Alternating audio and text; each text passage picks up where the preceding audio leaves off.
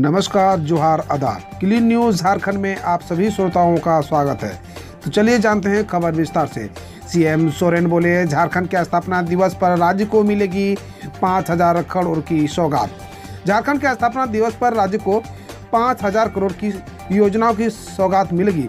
CM Soren ने 15 नवंबर को राष्ट्रपति द्रौपदी मुर्मू की मौजूदगी में सीएम सारथी योजना, गुरुजी क्रेडिट कार्ड योजना, मुख्यमंत्री शिक्षा प्रोत्साहन और एकलव्य स्किल स्कीम का शुभारंभ करेंगे। वहीं इंडस्ट्रियल पार्क और logistics policy 2022, electric vehicle policy 2022 और Jharkhand ethanol production promotion policy 2022 को लॉन्च करेंगे। उन्हें शर्म से मर जाना चाहिए, इनकम टैक्स विभाग की गाड़ी पर बीजेपी की कथित स्टिकर पर सोरेन। झारखंड के मुख्यमंत्री हेमंत सोरेन ने अपनी पार्टी के विधायकों के घरों पर दफ्तरों में छापा मारने आई इनकम टैक्स विभाग की गाड़ी पर बीजेपी के कथित स्टिकर लगे होने पर उन्होंने कहा कि शर्म से मर जाना चाहिए। उन्होंने आगे कहा, ये लोग मुंह काला करके घूम रहे हैं और संवैधानिक संस्थाओं को चोला पहनकर जनादेश को ठेंगा दिखा रहे हैं। झारखंड में कैसा रहेगा मौसम का मिजाज, बढ़ेगी ठंड या मिलेगी राहत? झारखंड में 22 नवंबर तक सुबह में कोहरा या धुंध, इसके बाद आसमान साफ और मौसम के मुख्यतः शुष्क रहने के आसार है। इस दौरान कोई चेतावनी जारी नहीं की गई है। मौसम विभाग की माने तो 7 नवंबर से लेकर 12 नवंबर तक बारिश की संभावना नहीं है।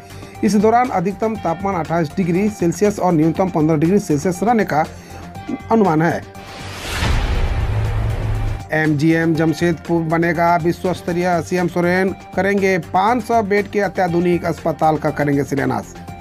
सरकार आपके द्वार कार्यक्रम के तहत 7 नवंबर को शहर के लोगों को लगभग 1,000 करोड़ से ज्यादा के विकास कार्यों की सौगात मिलेगी।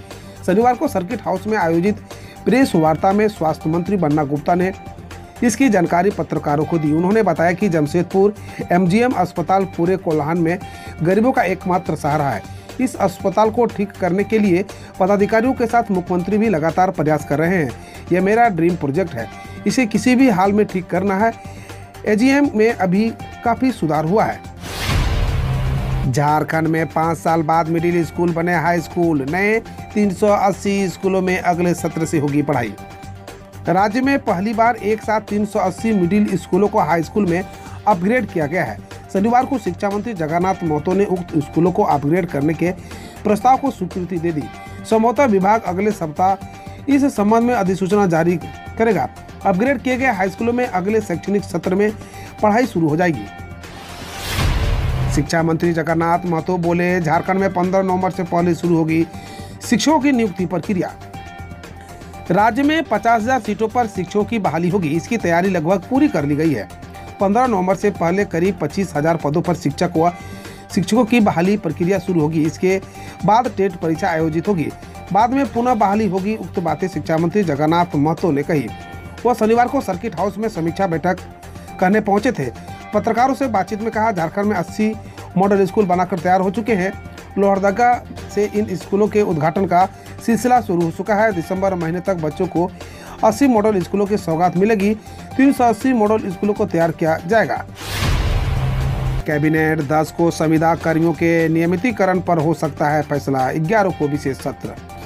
राज्य मंत्रिपरिषद की बैठक 10 नवंबर को बुलाई गई। गुरुवार को होने वाली यह बैठक दिन के 2 बजे से प्रोजेक्ट भवन सभागार में आयोजित होगी। कैबिनेट की बैठक के संबंध में मंत्रिमंडल सचिवालय एवं समन्वय विभाग ने आदेश जारी कर दिया है और सभी विभागों को पत्र लिखकर कैबिनेट की बैठक में प्रस्ताव रखने के लिए संलेख उपलब्ध कराने का निर्देश दिया है। 7 नवंबर को इन इलाकों में नहीं चलेगी टाटा मोटर्स की बसें।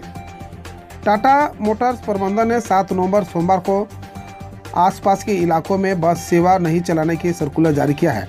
कंपनी के प्रशासन और सुरक्षा प्रमुख की ओर से जारी सर्कुलर में कहा गया है कि बाहरी जरूरतों के चलते शहर के इन इलाकों में 7 नवंबर को कंपनी के कर्मचारियों के लिए बस सेवा उपलब्ध नहीं रहेगी। टेलको कॉलोनी, प्रकाश नगर, राधिका नगर, घोड़ा बांधा और बिरसा नगर के कर्मचारियों को इन दिनों अपने वाहन से ड्यूटी आना होगा।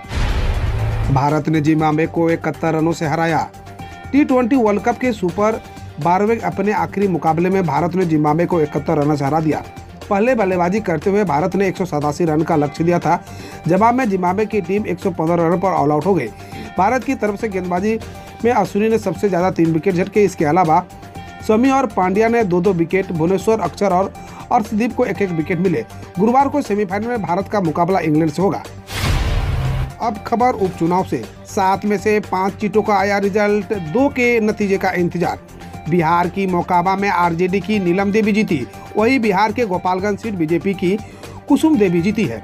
यूपी की गोला लोकरनाथ सीट पर बीजेपी के अमन गिरी जीते हैं। वही महाराष्ट्र के अंधेरी ईस्ट सीट पर शिवसेना की कैंडिडेट ऋतुराज लट के जीते हैं। हरियाणा के आदमपुर सीट पर बीजेपी के भव्य बिश्नोई जीते हैं, तो ही ओडिशा के धामनगर सीट पर बीजेपी के कैंडिडेट आगे चल रहे हैं। तेलंगाना की कुनुगोड़े सीट टीआरएस प्रत्याशी की जीत हुई है।